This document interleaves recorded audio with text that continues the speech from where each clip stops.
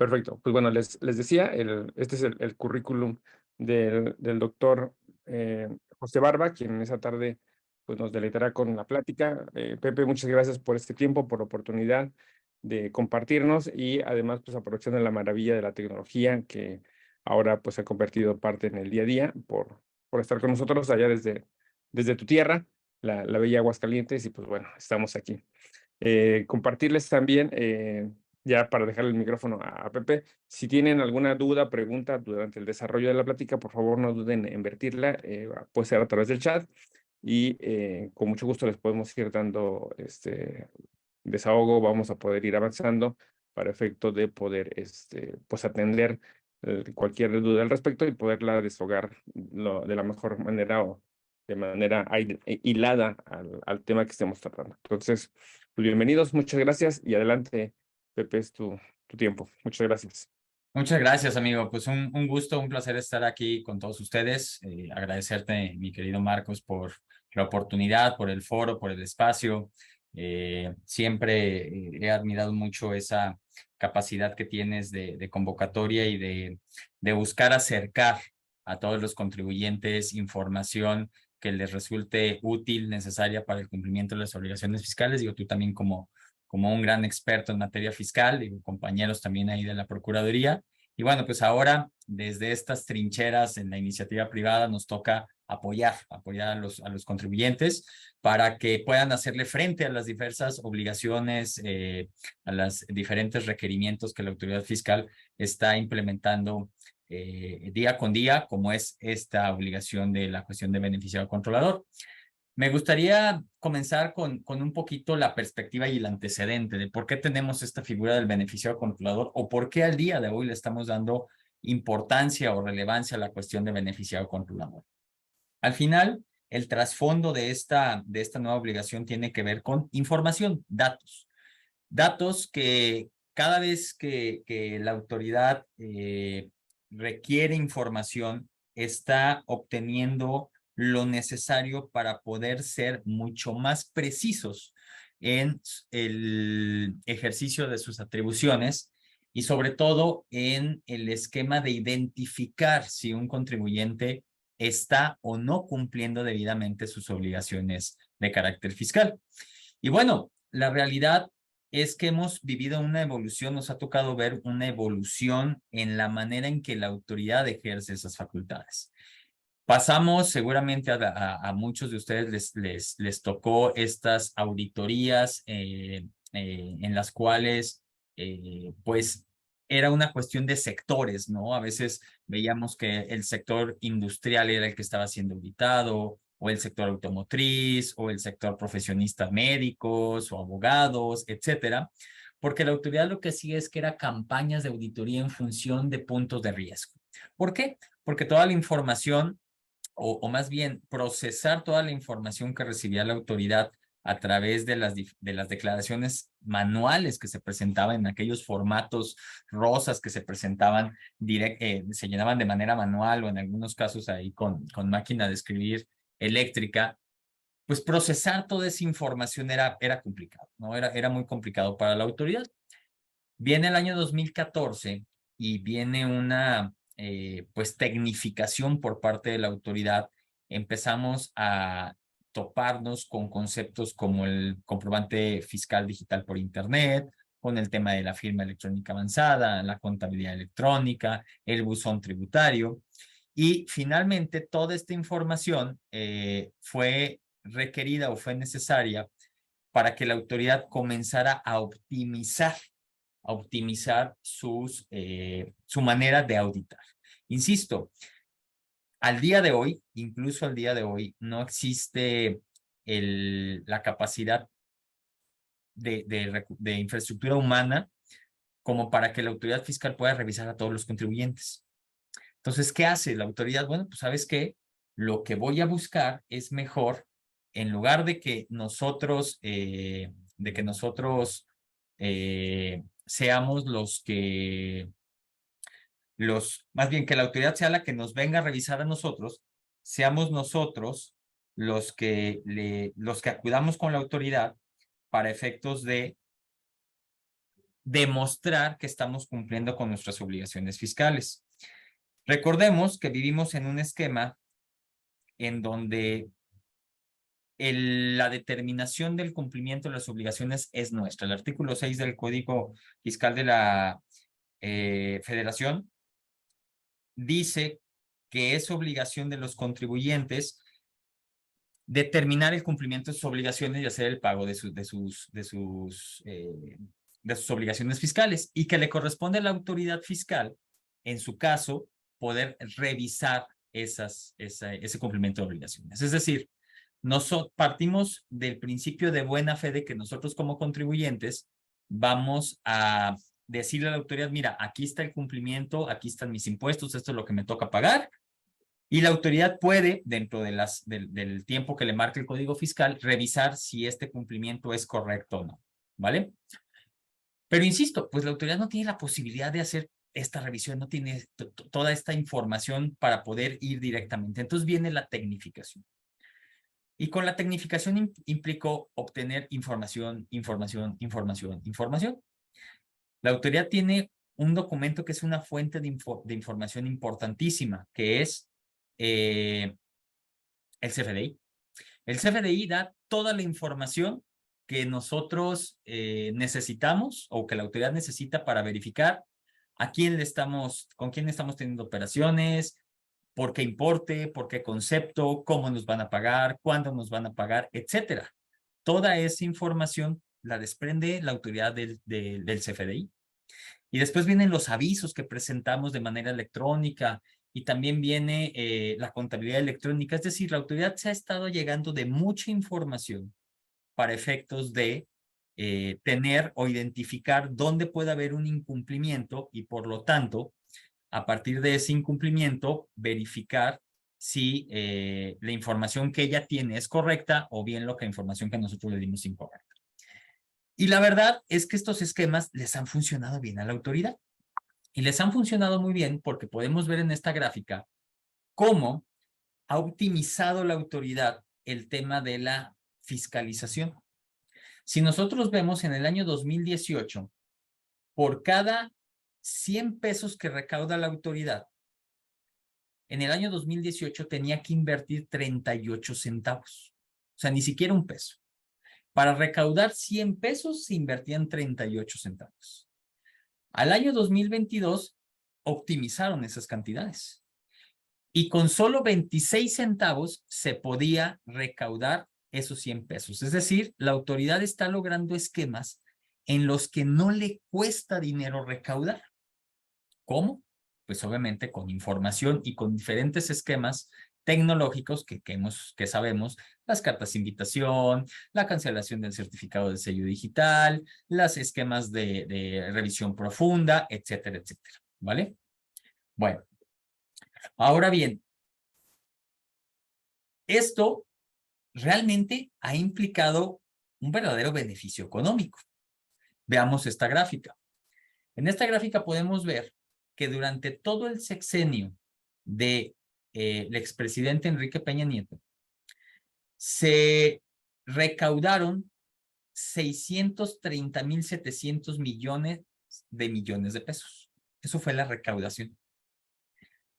En solo 3 años, el sexenio actual ha recaudado 541,682 millones de pesos. Es decir, en 3 años recaudó más que lo que se recaudó en 6 años. ¿Cómo puede ser eso posible?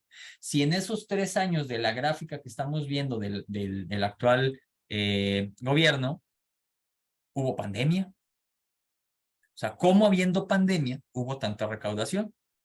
Bueno, pues esto se derivó de que la autoridad fue muy certera en la manera de recaudar y en la manera de hacerle ver a los contribuyentes que había un incumplimiento.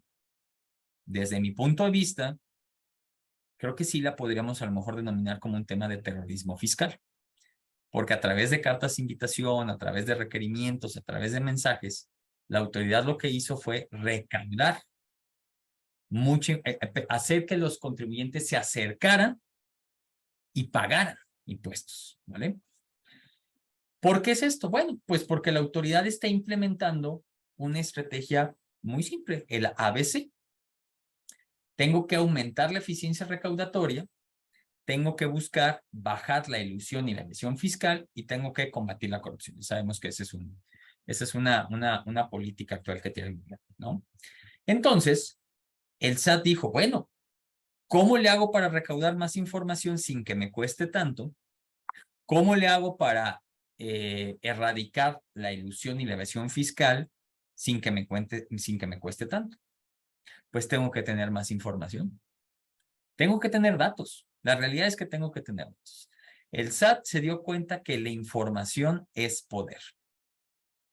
Y esta obligación de la que vamos a platicar, que es el beneficiario controlador, es una clara muestra de cómo la autoridad se sigue allegando de más información. E información que ya no es optativa, que ya no es si la quiero entregar o no la quiero entregar.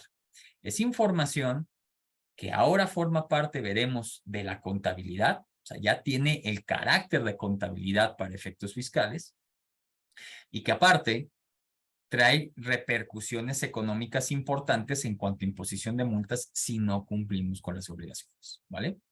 Bueno, ¿cuáles son los antecedentes realmente del beneficiario controlador? Porque hay que reconocer que muchas de las circunstancias que vivimos actualmente en el esquema fiscal, pues no significa que México se le haya ocurrido, ¿no? Como tal. Hay algunas que sí. Lo cierto es que si hay una realidad, como buenos mexicanos, le ponemos de nuestra cosecha, ¿no? Tropicalizamos las obligaciones. Lo cierto es que esta cuestión del beneficiario controlador no es algo que únicamente le preocupe al Estado mexicano, es un tema internacional. México, al formar parte del G20, al formar parte también de la OCDE, tiene que cumplir con los requerimientos y con los compromisos que a nivel internacional se pactan. Y el tema de buscar dónde se está yendo la riqueza y cómo le están haciendo las grandes empresas a nivel internacional para erosionar la base del impuesto, es decir, para buscar pagar menos impuestos, es una preocupación que está siendo atendida a través de la OCDE. Y entonces la OCDE crea un grupo de acción financiera internacional en la cual establece que los países que forman parte de la OCDE tienen que tener mecanismos internos en su legislación doméstica que les permite identificar a los beneficiarios controladores, es decir, quiénes son los que están detrás de las grandes empresas, quiénes son los que realmente están teniendo los beneficios económicos y que a lo mejor no están cumpliendo con sus obligaciones fiscales de manera adecuada. Entonces, México, al formar parte de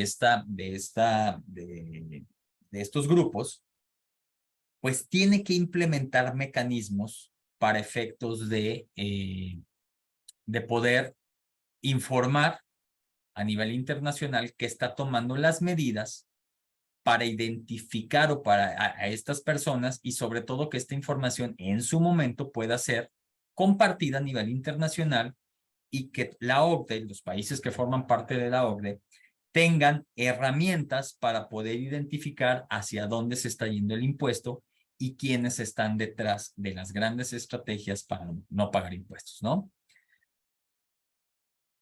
Esta información, sobre todo, no solamente buscó atacar la parte fiscal, sino que también buscó atacar una cuestión que también a nivel internacional se está buscando erradicar, que es la cuestión del lavado de dinero. Identificar de dónde viene el dinero y si ese dinero realmente tiene un origen lícito o si proviene de alguna actividad que va contrario a las normas legales. Entonces, fíjense que para efectos del concepto de beneficiario controlador, en realidad no es un concepto novedoso en México. Claro, ahorita le estamos dando una importancia y una relevancia al concepto de beneficiario controlador porque se incluyó en el tema del Código Fiscal a partir de la reforma del año 2022. Pero la realidad es que el concepto de beneficiario controlador en México ya existía desde el año 2013. En la Ley Federal para la Identificación de Operaciones con Recursos de Procedencia Ilícita, la famosa ley antilavado, ya se consideraba y actualmente se sigue considerando el concepto de beneficiario controlador. Y que las personas a las que les aplica esta ley y que llevan a cabo actividades de riesgo, que manejan recursos en efectivo, tienen que identificar, en los reportes tienen que enviarse la información identificando quién es el beneficiario controlador. Entonces esto ya existía. En México ya existía, ya era norma vigente, norma obligatoria. Pero ¿por qué hasta el año 2022 es que el gremio empieza a hacer hincapié en la cuestión de beneficiario controlador? Bueno, vamos a ver que la obligación en términos del Código Fiscal es un imperativo para todas las personas morales, absolutamente todas las personas morales. Mientras que la Ley Federal para la Identificación de Operaciones con Recursos de Procedencia Ilícita no aplica a todos. Entonces, muchos, o porque no les aplicaba, o porque no tienen un compliance específico para el cumplimiento de esta ley antilavado, o porque desconocían, pues en realidad nunca se habían preocupado por la cuestión del beneficiario controlador. Pero a partir del año 2022, si yo soy una persona moral, e independientemente de si tengo obligaciones o no, en términos de la ley antilavado, para mí sí se vuelve una obligación identificar, conservar y mantener actualizada la información del beneficiario controlador. Además, no me van a dejar mentir que cuando una obligación o cuando un dato ya le pones un aspecto fiscal, todo el mundo lo tiene que, se preocupa por cumplir. O sea, mientras está en otras leyes, no me preocupo tanto. Pero ya en el momento en el que se vuelve una obligación, un dato, un documento que te va a pedir la autoridad fiscal, ya te andas preocupando, ¿no? Digo, no sé, quiero poner, por ejemplo, el caso de contratos, ¿no? Oye, pues contrato, no, pues de palabra, hacemos el contrato, no te preocupes, no pasa nada, tú dime cuánto te debo, pues esto. Nada más la autoridad empezó a cuestionar materialidad y razón de negocios y ya todo el mundo se preocupa por tener contratos. Las actas de asamblea, no hombre, pues total, somos una empresa chiquita, tenemos 2 socios, no pasa nada, no hay cambios cada año, no estamos designando un nuevo administrador único, pues no nos preocupamos. Nada más el SAT empezó a pedir todo el antecedente corporativo y todo el mundo se anda preocupando por tener sus actas de asamblea. Y si no se están preocupando por eso, preocúpense, porque hay que tenerlos. Es decir, nada más le das la atribución al fisco de revisar algo y todo el mundo se empieza a preocupar. Y lo mismo sucede con la cuestión de beneficiario controlador. Obviamente el propósito de esta figura regulada tanto en código fiscal como en el tema de la ley antilavado tiene propósitos muy diferentes, ¿no? En el caso de la ley antilavado, el propósito de que tú identifiques al beneficiario controlador y que tengas medidas para identificarlo, tienen que ver con localizar si los recursos de los cuales nosotros estamos teniendo alguna participación tienen una procedencia lícita y no estamos ante un financiamiento de parte de el narcotráfico, para el tema del terrorismo, es decir, identificar o sanear de dónde viene el dinero, ¿no? Y cuál es el origen de ese dinero. Eso es lo que se preocupa la ley antilavado. Pero en el caso del Código Fiscal de la Federación, la regulación del beneficiario controlador, el propósito es la evasión fiscal. ¿Dónde está la lana y dónde están los impuestos? ¿Quién es el que está haciendo toda una planeación detrás? ¿Quién está haciendo la toma de decisiones? ¿Quién es el que está imponiendo estrategias, imponiendo circunstancias para que una empresa pague menos recursos, menos impuestos? Entonces, la finalidad es muy distinta. Obviamente, aunque hubiera estado regulado en la ley antilavado la cuestión del beneficiario controlador y que además podían haberse impuesto sanciones muy importantes a quienes no cumplieran con esta obligación, no le bastaba la autoridad al Estado mexicano como para poder atacar aspectos de evasión fiscal. Entonces, encontró el pretexto perfecto para incluir una nueva obligación para todos los contribuyentes, personas morales, para que les den más información y seguir optimizando, seguir perfeccionando estos sistemas digitales que ya tiene la autoridad y poder ser mucha más efectiva sus esquemas de fiscalización y de recaudación. Eso es lo que está buscando la cuestión del beneficiario controlador. Ahora, ¿por qué les digo que encontró el pretexto perfecto? Porque, como ha sucedido en otras cosas, seguramente ustedes han escuchado la parte de los esquemas reportables, una obligación que también existe en Código Fiscal de la Federación y que no fue una obligación que tampoco se le ocurrió al Estado mexicano. Derivó también de un compromiso con la OCDE, del plan BEPS, de que tenían que implementarse estos mecanismos para identificar las planeaciones. Pero pues a México le gusta tropicalizarlo. Y entonces estableció, si ustedes revisan el Código Fiscal de la Federación, van a encontrar que no hay una limitación para la cuestión de los esquemas reportables, es decir, no establece una cuantificación de cuánto es el beneficio fiscal que se obtiene con ese esquema para efectos de que tú lo reportes. Lo terminaron haciendo en reglas secundarias, pero en el código no viene. ¿Por qué hago este comentario? Porque en otros países que también implementaron estas disposiciones de los esquemas reportables, sí establecieron límites. Ah, oye, ¿sabes qué? Es que nada más me interesa los que están teniendo ingresos superiores a tantos miles de millones de dólares o empresas que están teniendo beneficios fiscales de tales cantidades. Pero México dijo, me sirve, de una vez lo digo, que es para todos. Empezaron a ver la complejidad que iba a tener la cuestión de los esquemas reportables y entonces en reglas pusieron limitaciones. Esto del beneficiario controlador es lo mismo. En otros países la cuestión del beneficiario controlador está focalizada a cierto tipo de contribuyentes para efectos de ubicar que estos contribuyentes en particular, quién está detrás de ellos y dónde se está yendo el beneficio económico. Pero en México dijo, a ver, pues es mi pretexto perfecto para incluirlo para todas las personas morales. Así que como dice el famoso chiste de la monjita, dijo que con todas, ¿no? Entonces, México utiliza este tipo de obligaciones a nivel internacional para ampliar sus fuentes de información. Beneficiario controlador es una fuente de información para el fisco que nos traslada a nosotros este imperativo de tener esa información, ¿vale?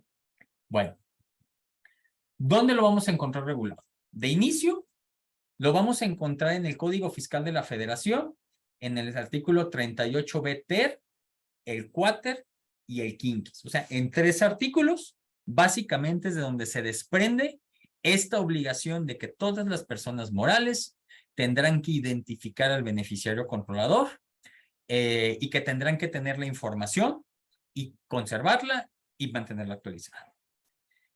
Los artículos 84M y 84N son los que nos van a establecer la infracción y la sanción.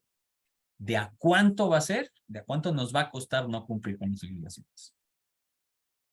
Eso es toda la regulación en el Código Fiscal.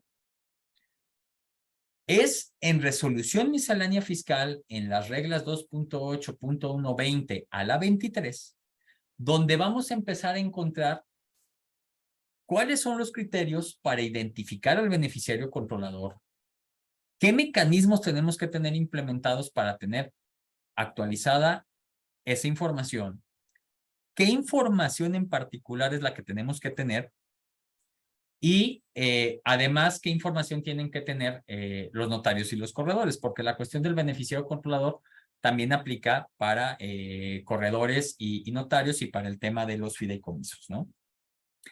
Entonces, a través de las reglas, que ya estamos acostumbrados a que es en resolución miscelánea fiscal donde la autoridad viene a poner explicación e incluso a veces a imponer cargas adicionales a que no están en la ley, donde vamos a desprender el detalle de qué es lo que necesita la autoridad o qué es lo que la autoridad entiende por beneficiario controlador.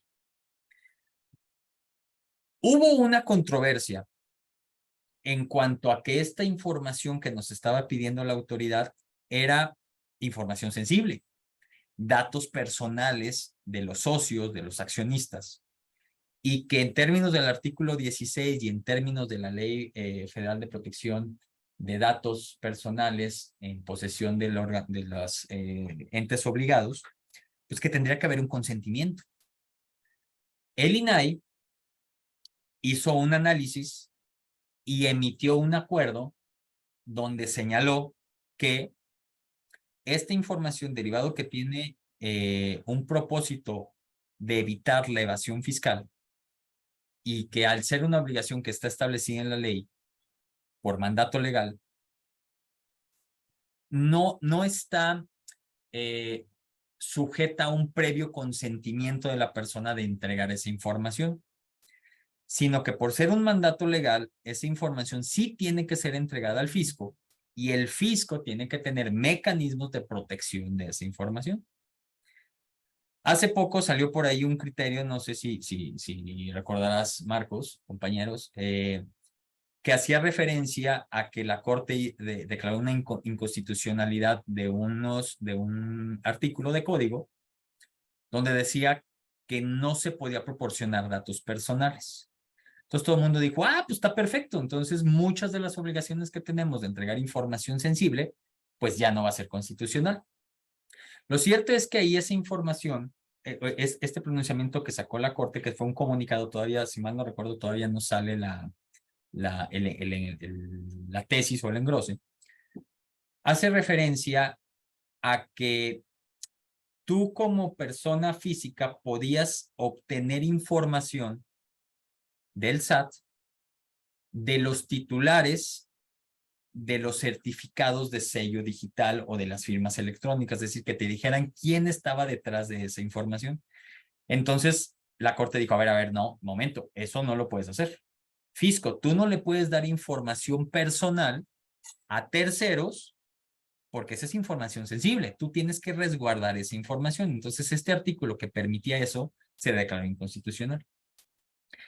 Recientemente salió en junio una jurisprudencia donde lo que se cuestionó, cambiando de tema, pero también con referente a datos personales, se cuestionó la constitucionalidad de la obligación del artículo 27, inciso B, fracción creo que es 10ª, esta obligación que tenemos las personas morales de presentar los avisos de actualización de la información de los socios.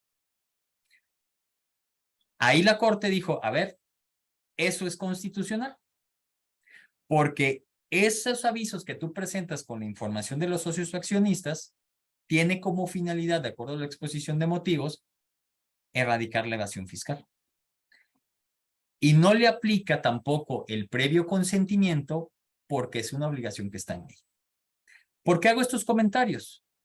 Porque muchos pueden cuestionar que datos que te pide de beneficiarios controladores es información sensible y que podrías tú cuestionarle a la autoridad por qué me pides esa información si son datos personales. Bueno, pues ya tenemos un antecedente como de los avisos del 27 de código de que muy posiblemente la Corte determinaría que sí es constitucional entregar esta información. ¿Vale? Entonces, ¿qué es lo que tenemos que nosotros mentalizarnos? Es a que tenemos que tener esta información. Beneficiario controlador parte básicamente de 3 obligaciones y cada una de estas obligaciones tienen consecuencias económicas, es decir, multas por no cumplir con estas obligaciones. La primera obligación que tenemos es la de obtener, identificar y obtener la información del beneficiario controlador. Analizar mi estructura corporativa y verificar quién cumple con los supuestos para ser considerado beneficiario controlador. Ese es el primer paso. 2, ya la identifiqué y ya recabé la información. Tengo que conservarla. Mis entregables, vamos a decirlo de esta manera, tienen que estar completos, conforme a lo que dice código y conforme a lo que dice resolución miscelánea fiscal. Y una tercera obligación tiene que ver con mantener actualizada la información. Porque a lo mejor cuando yo obtuve los datos de mi beneficiario, yo estaba señalando que él es beneficiario porque tiene un poder general para pleitos, cobranzas y actos de administración. O sea, poder completo, ¿no? En algunos estados de la República, estos poderes están limitados a 5 años. A lo mejor esos 5 años ya pasaron.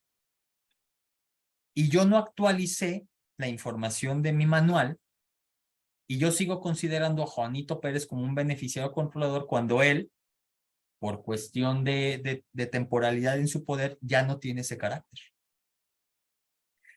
¿Qué pasa si a lo mejor cuando tú me pediste la información, yo como socio accionista, mi domicilio fiscal estaba en un lado y al año siguiente cambié mi domicilio fiscal? Y cuando la autoridad vaya y me diga 3 años después, oye, quiero ver la información, necesito la información del beneficiario controlador, y digo, ah, mira, aquí está la de José Barba. La autoridad diga, a ver, préstamelo. Oye, aquí estás diciendo que su domicilio fiscal está en la calle Juanito 215. Fíjate que de mis bases de datos, yo tengo que su domicilio fiscal actualmente es en la calle Mariposas 200. Tu información no está actualizada. ¿Qué protocolos tienes tú para tener actualizada esa información? Y si la autoridad te dice, oye, a ver, ¿la tienes actualizada? Sí. ¿Cómo le haces? Ah, cada año la reviso. Ok, ¿y cómo puedo saber yo que cada año la revisas? ¿Confío completamente en tu palabra? ¿Actualmente la autoridad confía en la palabra del contribuyente? ¿Realmente se respeta el principio de buena fe? Lo cierto es que no. Vas a tener que tener evidencias de eso. Y de ahí la cuestión del manual. Bueno. ¿Quiénes son beneficiarios? El código nos dice que es toda persona física o grupo de personas que tienen un control sobre la persona moral. ¿Qué puede implicar este control? Que pueden tomar decisiones en las asambleas, que tienen la titularidad del voto en más de un 15%, que dirigen directa o indirectamente la administración de la empresa con base en las cadenas de titularidad o de control, que eso nos lo explica miscelánea fiscal, o de manera general, que dirigen directa o indirectamente la administración o las estrategias y las políticas de la persona moral, que aplica la persona moral. ¿Qué dice el SAT? Quiero saber quién está detrás de la persona moral. ¿Quién es el titiritero? Porque a lo mejor en actas no aparece, ¿eh? A lo mejor en actas lo más sencillo es pensar, pues, ¿quién es el beneficiario controlador? Pues el administrador único. Él es el que tiene todas las responsabilidades, él es el que firma, es el que tiene firma electrónica, pues él es el beneficiario, ¿sí? Nada más que el administrador único no es quien realmente se está llevando a lo mejor los beneficios económicos, a lo mejor es un socio. A lo mejor ese socio tiene un poder general para pleitos, cobranzas, actos de administración y de dominio, y él es el que tiene el control realmente de la empresa. Él es el que va y le dice al oído al administrador único qué tiene que hacer y qué no tiene que hacer. Insisto, acuérdense que uno de los puntos originales teóricos de identificar al beneficiario controlador es la evasión fiscal. Pero no necesariamente es la única razón por la que quieres identificar al beneficiario, ¿vale? Bueno. Esta información que nosotros vamos a tener del beneficiario controlador no queda en una cuestión meramente informativa, sino que se vuelve parte de la contabilidad. Por lo tanto, sigue la suerte y sigue las obligaciones y las responsabilidades de una contabilidad.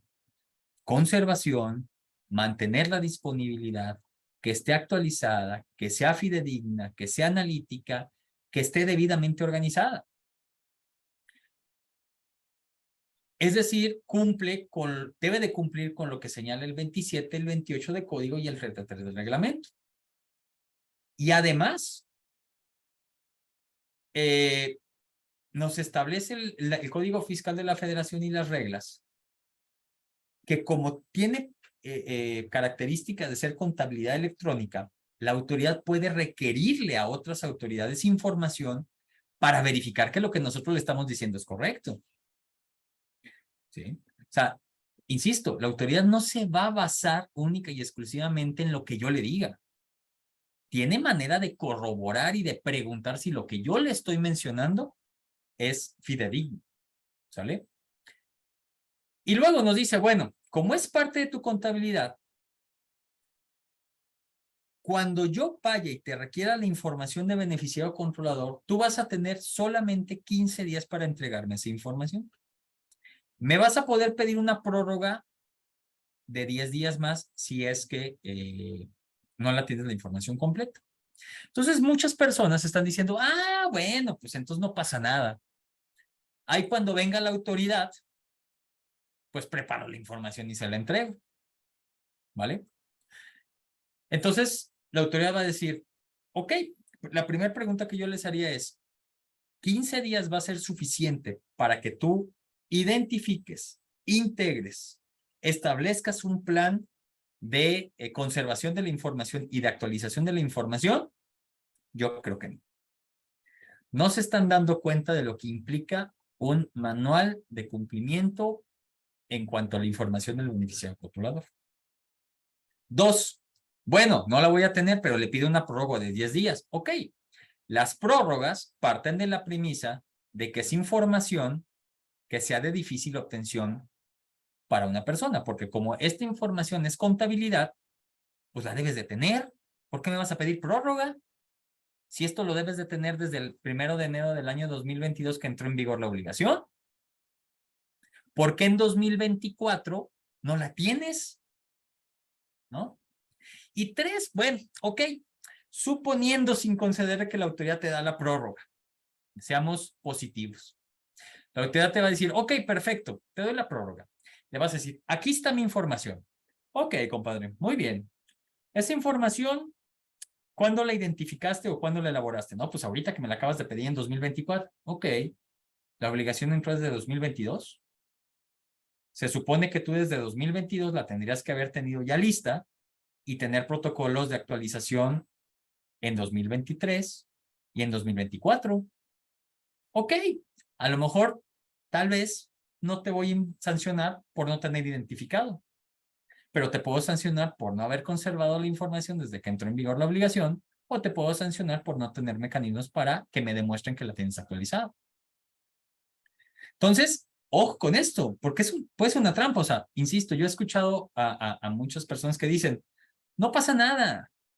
Como no es una obligación que yo tenga que informarle a la autoridad año con año, sino que hasta que ellos lleguen, pues me espero a que lleguen.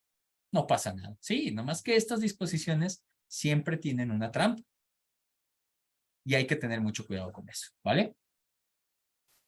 Además, ahorita lo que se ocupa es dinero, compañeros. Entonces, no hay mejor manera de recaudar que las multas. Y ahorita van a ver el tamaño de las multas. Ustedes no me van a decir si no va a ser atractivo que nosotros nos pongamos realmente a trabajar en una cuestión de identificar a nuestro beneficio. Bueno, miscelánea fiscal nos dice, ¿vamos bien de tiempo, Marcos? Sí, sí, súper bien. De hecho, yo nada más lo que quería aquí aportar un poquito al respecto Claro, de las prórrogas es justamente eso que de alguna manera quedan a discreción de la autoridad. O sea, el hecho que la ley diga que podrá o te da la prórroga no necesariamente implica que te la dé, y es ahí donde pues, prácticamente más de uno seguramente quedará como en conflicto. Y también, si me permites, Pepe, una claro. reflexión en la que yo estaba cayendo es que hay que tener en cuenta que esta información no se vincula con facultades de comprobación. Es decir, estamos como acostumbrados a que la autoridad fiscal, cuando nos requiere información o nos pide informaciones dentro de facultades de comprobación. Y de hecho, de las muchas cosas que hemos venido diciendo en los últimos años es, las cartas invitaciones, estos mails que te mandan, pues es eso, ¿no? Y puedes acercarte o acércate, atiéndelo, pero todavía no hay facultad de comprobación. Y es ahí como que hay que tener me parece que esa parte es novedosa en el sentido de que la autoridad, la disposición dice que te lo podrá pedir en cualquier momento y no lo está vinculando, no lo está limitando a que sea dentro de facultades de comprobación. Claro, Entonces, no necesariamente tienes que tener una auditoría para que te pidan esto. es Y correcto. entonces, es ahí en donde creo que debemos de tener cuidado, nuestros amigos que nos están con nosotros, para que no pareciera ser que es como una facultad ahí solita, aislada, que la autoridad en cualquier momento la puede tomar y saber, dame esta información y por ahí nos puede agarrar mar plateados, ¿no? Claro, Y, y, totalmente de evide- acuerdo contigo. y evidentemente la relevancia que referías, ¿no? Que al ser parte de la contabilidad, no, pues sí resulta un poco absurdo el hecho de decir no la tengo, dame oportunidad. O sea, es más, el decir que no la tengo y pedir prórroga, estaríamos confesando, pues que propiamente nuestra contabilidad no está completa. Y entonces, si la autoridad quiere meternos o problemarnos, de ahí se agarrará para ejercer la facultad de comprobación y ya tener como de alguna manera ciertos elementos de que nuestra contabilidad no está íntegra, ¿no? Y recordemos que la contabilidad no nada más se trata de las operaciones, sino que ahora se ha ido ampliando cada vez más hasta este punto de que sea considerada como parte de la información que tenga que ver con los beneficiarios y que puede tener una trascendencia ahí relevante. Básicamente, Totalmente de acuerdo contigo. No, muy valioso las aportaciones. Estoy en total acuerdo con lo que estás mencionando. No hay que confiarse, no hay que confiarse, o sea, porque efectivamente pensar que tiene que haber todo un tema de, oye, es que me van a tener que notificar una orden y levantarse la SAC. No, eso no existe aquí, ¿eh? La autoridad va a llegar y va a decir, compadre, te vengo a requerir la información de medición controladora. Y la tienes que tener. Oye, así pero es. es que estoy al corriente de mis obligaciones, mi opinión de cumplimiento está positiva, mi certificado está activo, he presentado mis declaraciones en tiempo, en forma, todo está perfecto, he pagado mis impuestos. Sí, esto no tiene nada que ver con la cuestión de los impuestos. Esto Estoy de tiene acuerdo. que ver con información que tú tienes Y, que tener como y, parte de tu contabilidad. Y que ahorita que refieres que no tiene nada que ver con impuestos, también me parece que hay que tener en cuenta porque juega la misma lógica con el hecho de que cumplir la parte fiscal no me lleva al cumplimiento de la ley antilavado, retomando un poco el antecedente que referías, ¿no? Por ahí está mala información o está mala creencia de que todavía hay muchos que creen que el cumplimiento de los avisos en ley antilavado es un cumplimiento fiscal, cuando no tiene nada que ver con el tema de impuestos y fiscal, sino más bien es un tema de derecho, pues yo diría administrativo, que está vinculado con un cumplimiento ante una autoridad administrativa que, como está engarzado con el SAT, por ahí se presta confusión, pero que eso también hay que tener en cuenta. Y lo que a mí me fascinó es lo que referías de esta diferencia de los propósitos, que son totalmente diferentes. Entonces, evitar esa parte o tratar que nuestros amigos no confundan y que digan, pues es el beneficiario controlador, lo tengo identificado en mis operaciones de ley antilavado, entonces luego si me requiere la autoridad fiscal, es más, de aquí lo puedo jalar. No necesariamente, porque además, o más bien no es así, porque recordemos que inclusive la información del beneficiario controlador en materia de ley antilavado también tiene que ver con relación dependiendo del tipo, la actividad vulnerable es el beneficiario. Y aquí en el tema fiscal, sí o sí, son los estrategas, los que plantean las principales políticas de la empresa, los socios, y entonces son totalmente aspectos diferentes, nada más para que eso, a mí me interesa mucho que quede muy claro, porque la confusión sin duda podría generar ahí alguna dolencia, algún malestar innecesario, ¿no? Muy precisa el comentario, amigo. Sí, sí, es relevante tenerlo ubicada la distinción. Son dos obligaciones completamente distintas, ¿no? Así es. Una es una obligación administrativa, coincido contigo, y otra cosa es una obligación fiscal. ¿Sí? Cada Perfecto. una con consecuencias muy diferentes, muy distintas, ¿vale? Total, total. Perfecto, pues adelante, amigo, muchas gracias. No, no, de que al contrario. Bueno, ¿qué nos dice miscelánea fiscal? ¿Cómo identificamos al beneficiario? Insisto, la más simple podría ser pensar que el administrador único, ¿no? O sea, te dice, bueno, si tú de plano no puedes identificar al beneficiario controlador, pero porque no hay manera de identificarlo, porque la organización, el protocolo, los diferentes sistemas que te maneja la miscelánea fiscal no te lo permite, ok, pon al administrador, pero es residual. Primero utilizas los otros mecanismos y si no, es el administrador. Lo mismo sucede con el tema del consejo de administración. Si de plano no ubicas, ok, con ellos. Pero está el esquema de los controles de titularidad, ¿no? Estas cadenas de control o de titularidad son las que primero tienes que implementar, porque es las que vas a rastrear realmente quién está detrás de. Entonces, utilizas primero estas y si con estas no puedes identificar, entonces ya te vas a las de consejo de administración o a la de administrador único. Muchos dicen, ah, bueno, pues no pasa nada. Pues yo digo que el administrador único y se acabó. Y cuando me pregunten, oye, ¿y cómo llegaste a esa conclusión? Ah, es que los otros mecanismos no me aplican. ¿Y cómo es eso? O sea, ¿cómo llegaste a esa conclusión? Muéstrame cuál fue tu protocolo, cuál fue tu seguimiento, cuál fue tu desarrollo para llegar a la conclusión de que el administrador único era el único beneficiario controlador. Porque puede haber varios, ¿eh? No nada más una persona. O sea, puede ser que el administrador único sí sea un beneficiario controlador, pero además un socio, además un apoderado con pleitos y cobranzas, además el socio que pertenece a una persona moral que es accionista de mi persona moral. Mire, el control directo pues está muy simple. La persona moral, el 100% de la integración de la persona moral es con dos socios. Un socio tiene 80% de las acciones, derecho a voto, y otro tiene un 20%. De inicio tú dirías, pues ¿quién es el beneficiario controlador? Pues el que tiene el 80%. Pues está sencillo, ¿no? Pero ¿qué sucede si este otro socio, que aunque tiene un 20%, adicionalmente tiene un poder para actos de dominio y actos de administración? Y puede aperturar cuentas bancarias, y puede hacer trámites ante el fisco, y puede hacer movimientos bancarios. Él, por esa característica, sería beneficiado controlador. Entonces, no nada más esta persona sería la que es el beneficiario controlador. O, ¿qué sucede si a lo mejor sí, esta tiene el 80% de las acciones, pero esta de aquí arriba solo tiene el 20%, pero es el administrador único? Ya adquirió carácter de beneficiario controlador.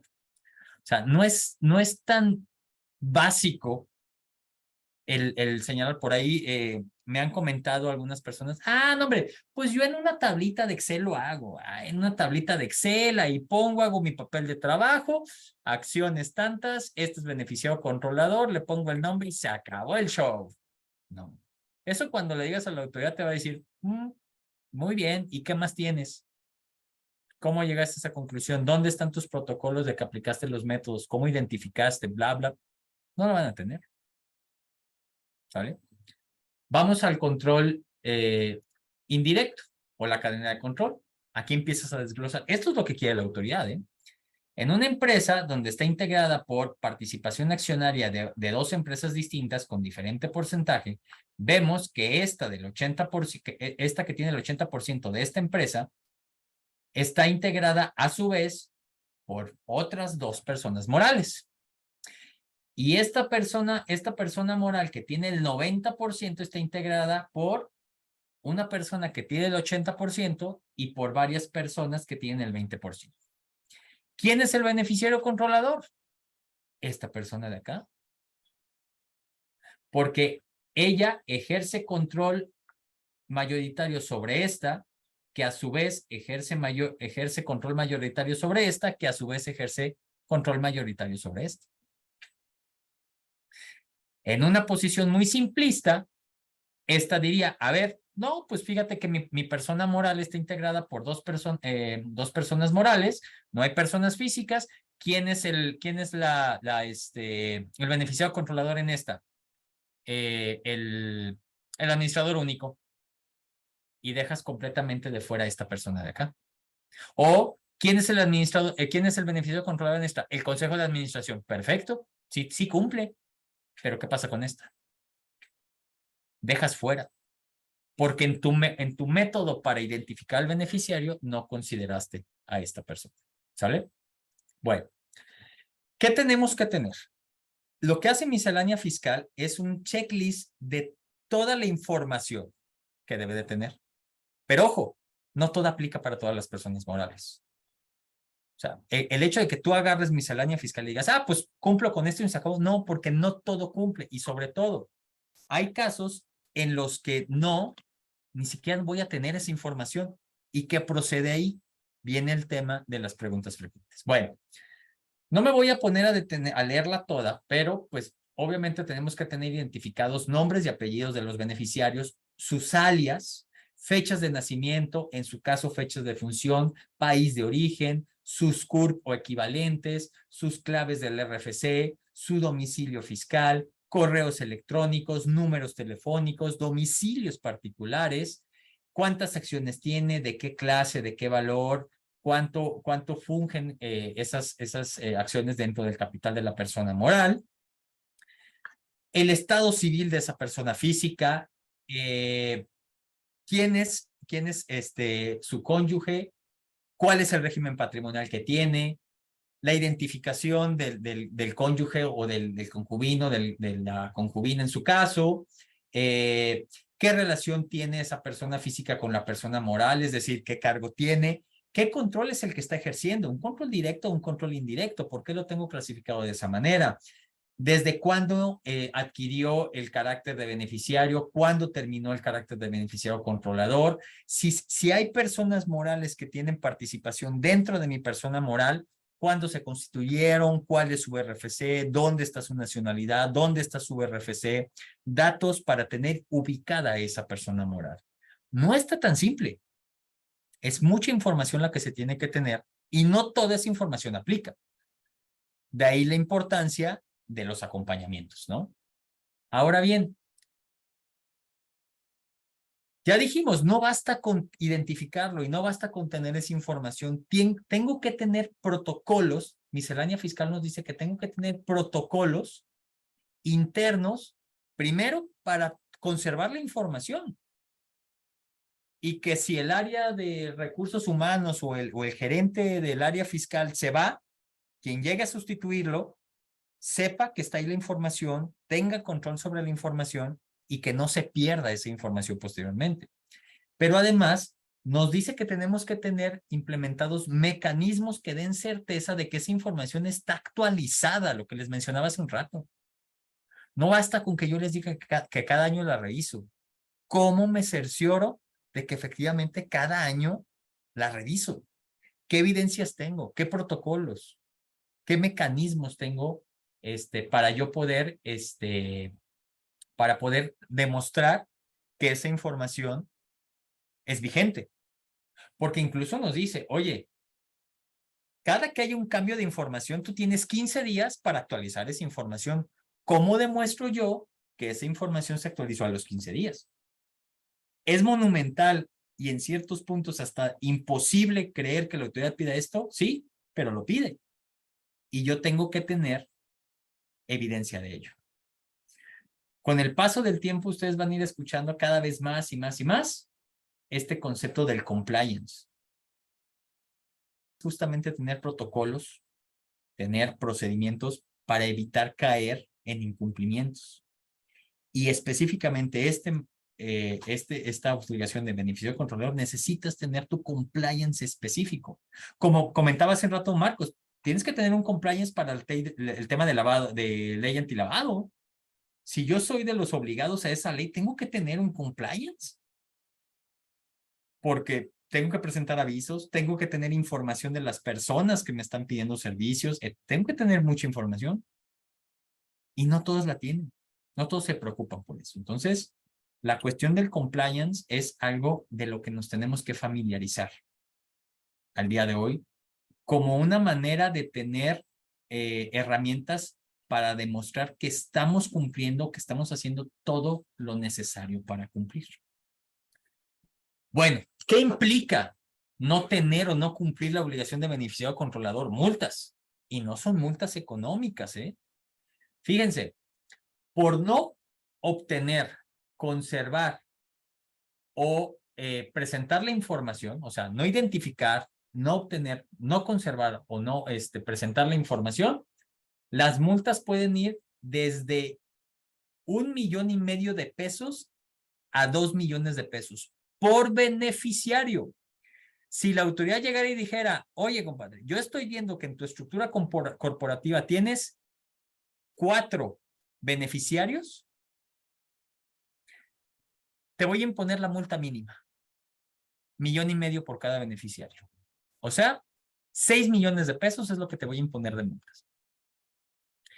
Si la obligación que incumplí es la de mantener actualizada, bueno, pues ahí la multa va a ser de 800,000 pesos hasta el 1,000,000 de pesos.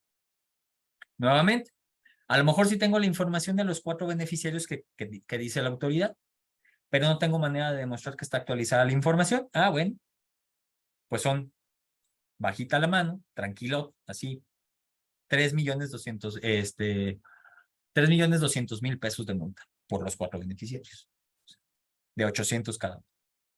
¿Y qué pasa si me piden la información y la presento y es incompleta, inexacta o tiene errores? Pues de a $500,000 la multa mínima. Otra vez por beneficiario. Si esa información de estos 4 que me identificó la autoridad no estuviera completa, fuera inexacta o tuviera por errores, pues nomás me va a llegar un crédito de $2,000,000 por los 4. No es mínimo, ¿eh? Insisto, muchos pueden decir, pues el administrador. No. Acuérdense que la autoridad puede pedir información de otras autoridades. Y si la autoridad dice, no, fíjate que no nada más es el administrador, tienes otros 10 beneficiarios controladores. Imagínense nada más la cantidad de multas que van a llevar y el importe de las multas. Ahora, muchos dirán, a lo mejor algunos socios dicen, pues no le entrego, pues total, no te voy a dar información, no pasa nada. Pues sí, nada más que es darte un tiro en el pie, porque estás condenando a la persona moral a la que perteneces a que les lleguen estas multas impresionantes, que como es una obligación fiscal, adquieren el carácter de crédito fiscal y por lo tanto entra el tema de los procedimientos de cobro, embargo de cuentas bancarias y demás. Y además, como son obligaciones que también están vinculadas con la contabilidad, acuérdense que hay una causal del 17H bis de cancelación de sello que está vinculado con las obligaciones de no llevar la contabilidad en los términos que establece la ley. Y esto es contabilidad, ¿eh? Entonces, no es caso menor el no atender a esta obligación de tener un manual de cumplimiento en cuanto al beneficiario controlador, ¿vale? Bueno, entonces, ¿qué tengo que hacer? ¿Qué tengo que hacer? Bueno, tengo que tener un acompañamiento legal porque no puedo minimizar y simplemente decir que mi administrador único o que mi consejo de administración es el beneficiario y con eso yo ya cumplí. No, tengo que tener un acompañamiento legal. Tengo que me permita tener un diagnóstico de la estructura corporativa de mi empresa, ubicar perfectamente quiénes son los beneficiarios controladores. Todo esto a través de la implementación de un compliance, un manual de cumplimiento en el cual ese manual me sirva para decir, mira, ya identifiqué cómo es que identifiqué, qué procedimiento es el que utilicé para identificar en términos de lo que me obliga la ley y la miscelánea fiscal, cómo obtuve esa información, cómo estoy conservando esa información, qué información es la que tengo y cómo la mantengo actualizada y cómo te demuestro que la mantengo actualizada.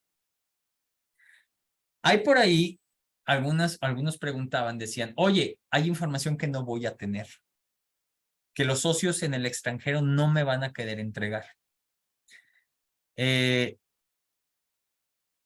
Y hay un principio de derecho que dice que pues nadie está obligado a lo imposible. Ok, es cierto.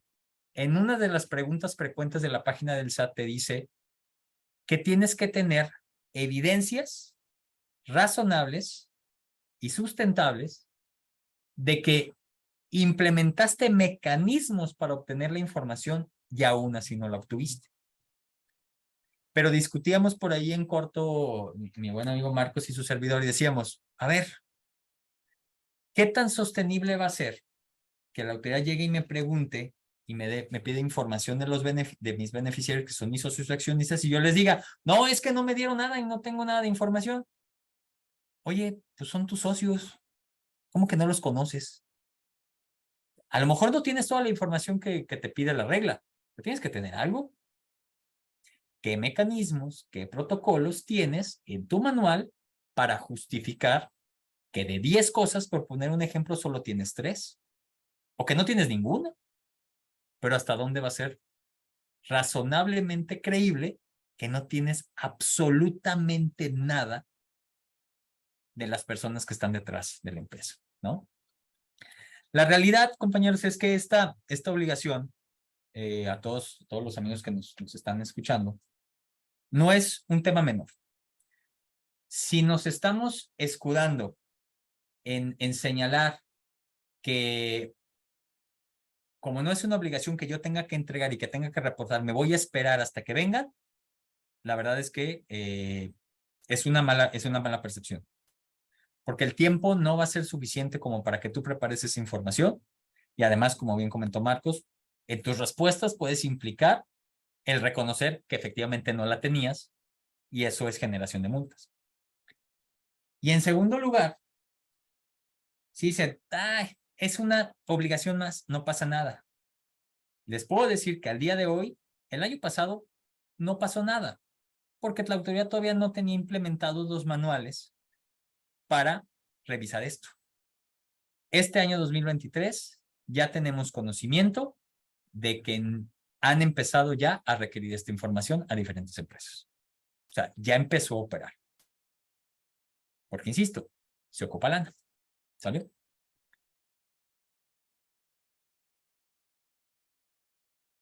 Entonces, pues vale la pena prepararse, vale la pena tomar con seriedad esta obligación para efectos de que podamos pues estar preparados y anticiparnos justamente a que la autoridad venga a requerirnos esa información y documentación. No sé si haya dudas, preguntas, por favor, para solventarlas.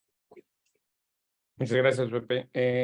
Sí, en lo que vemos si alguien tiene alguna duda o pregunta, yo nada más señalar algo adicional. Fíjate que durante la charla, el tema cuando referías de cómo identificar, tratándose de en el tema de las cadenas de control y si no se precisa con claridad quién es el beneficiario controlador, por la regla, pues establece que las personas físicas que se consideren como administradores únicos serán prácticamente estos. Y aquí creo que hay otro, como puede haber otro foco amarillo, porque es muy común que haya administradores únicos que no lo son como tal. Es decir, que están como nada más prestanombres o que aceptan el cargo, pero que realmente no son los que ejercen el control, pero al final del día tendrán que sufrir como la consecuencia de ello, ¿no? Entonces, que hay un tema importante que no se debe de descuidar. Así es, así es. Y finalmente, gracias. Y finalmente lo que decías, sí es importante el tener presente, creo que esta es una buena oportunidad para que aquellos que no tienen un programa de cumplimiento o el famoso compliance, empezar a integrarlo, ya sea como que sea pequeña, una parte de uno mayor, o bien que esté como a nivel independiente para efectos del cumplimiento. Básicamente creo que es lo que rescataría al final. Y pues bueno, no sé si de entre nuestros amigos que están presentes, alguien tuviese alguna duda, pregunta o comentario adicional al respecto. Con toda libertad poderse abrir su micrófono.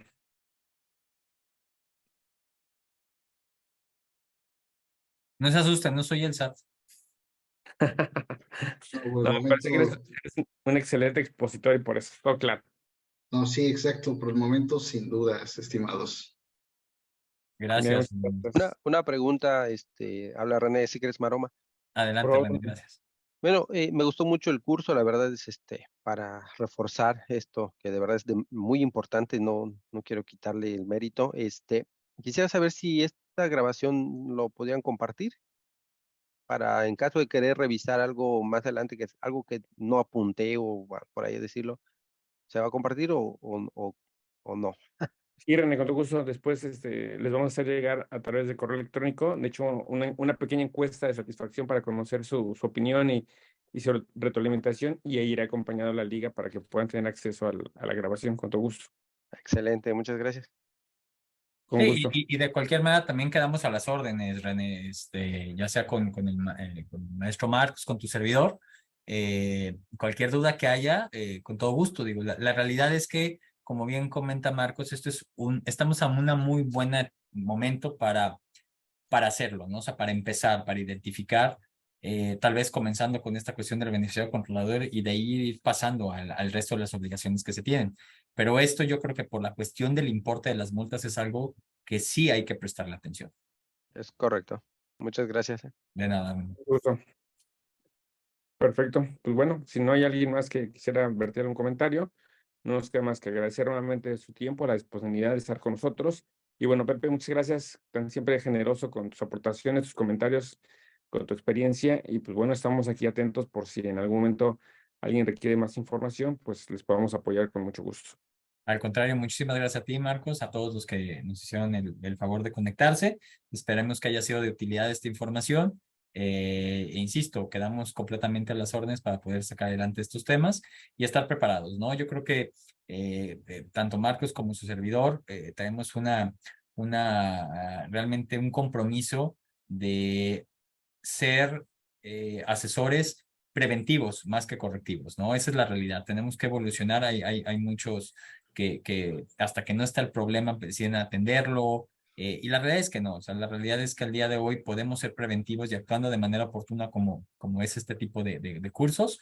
La realidad es que nos puede dar muy buenas herramientas para anticiparnos a lo que la autoridad pudiera llegar a afectarnos. Porque al día de hoy, compañeros, el tema a veces no es poder solucionar el problema.